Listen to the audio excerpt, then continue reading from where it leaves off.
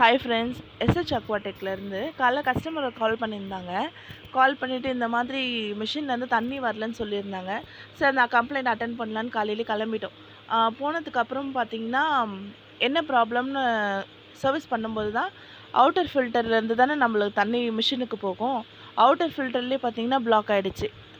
Spun வந்து ஃபுல்லாக dust ஆகிட்டதால தண்ணி சப்ளையே அதுலேருந்து போகலை.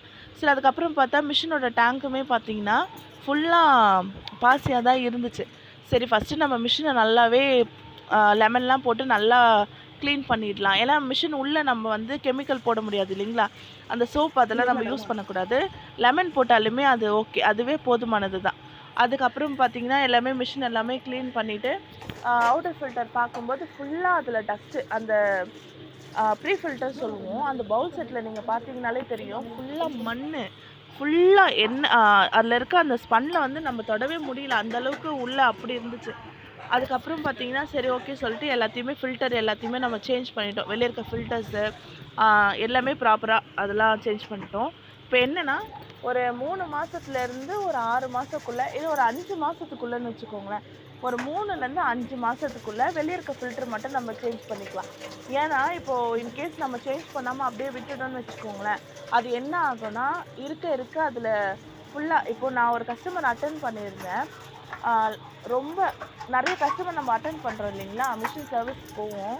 பட் ஆனால் அந்த கஸ்டமர் வீட்டில் வந்து ஒரு ரீசெண்டாக தான் இருக்கும், ஒரு 4 நாளைக்கு முன்னாடி தான் அட்டென்ட் பண்ணியிருந்தேன். பார்த்தீங்கன்னா அந்த ஃபில்டரில் வந்து அந்த பவுல் செட்டில் என்ன இருக்குன்னா, அவ்வளோ புழு மிதக்குது. அதில் ஃபுல்லாக பார்த்தீங்கன்னா புழு, ஒரு 5லேருந்து 10 புழு இருக்குன்னு வச்சுக்கோங்களேன். கீழே ஃபுல்லாக மண், மேலே ஃபுல்லாக புழு. அப்புறமா அதை ஃபுல்லாக வாஷ் பண்ணி அந்த கஸ்டமர்கிட்ட அதுக்கப்புறம் நான் சொன்னேன், இல்லை மேம் இந்த மாதிரி இருக்குது, ஸோ ரொட்டைனாக நீங்கள் 3லேருந்து ஒரு 4 மாதத்துக்குள்ளே மாற்றிக்கோங்கன்னு. இப்போ என்னென்னா பார்த்தீங்கன்னா, ஒரு 3லேருந்து 4 மாதத்துக்குள்ளே மாற்றிட்டோன்னா கொஞ்சம் நம்மளுக்கு சேஃபாக இருக்கும். அதே மாதிரி நம்ம கொஞ்ச நாள் ஆகட்டும், ஏன்னா ஞாபகம் இருக்காது. இப்போ நான் அதில் இருக்கேன். இப்போ நான் இந்த தொழிலில் இருக்கிறதால என்னென்னா, இப்போ நான் ஒரு ஆர்ஓ சர்வீஸ் பண்ணுறேன்னு வச்சுக்கோங்களேன்.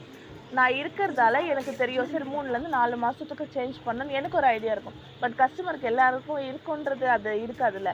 ஏன்னா எல்லாருமே பிஸியானதில் இருப்பாங்க, அவங்களோட வேலையை பார்ப்பாங்க. அவங்களால அதை சில பேர் யோசிப்பாங்க, சில பேர் யோசிக்க மாட்டாங்க. ஸோ அது ஒரு சின்ன விஷயந்தான். ஒரு 3லேருந்து 4 மாதம் மட்டும் அதுக்குள்ளே ஃபில்டர் மட்டும் நீங்கள் சேஞ்ச் பண்ணிக்கோங்க.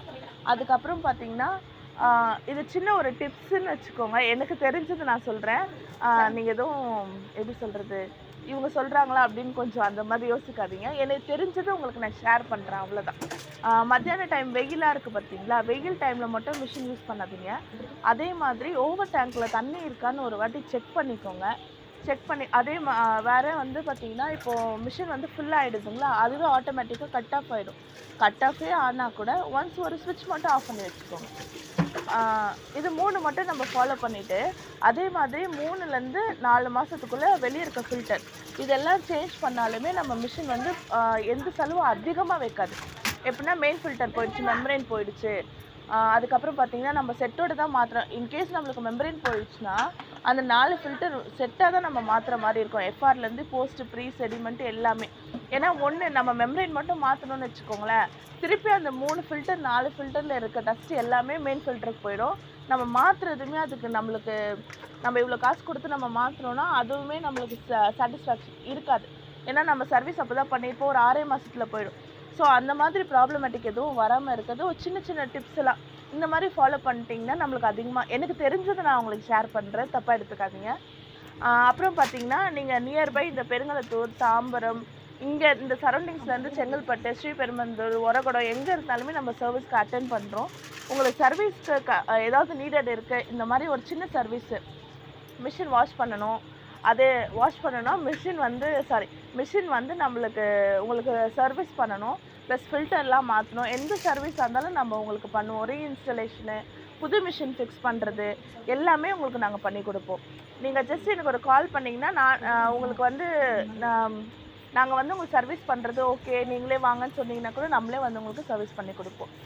பிடிச்சிருந்தா பாருங்கள், ஷேர் பண்ணுங்கள். Thank you so much.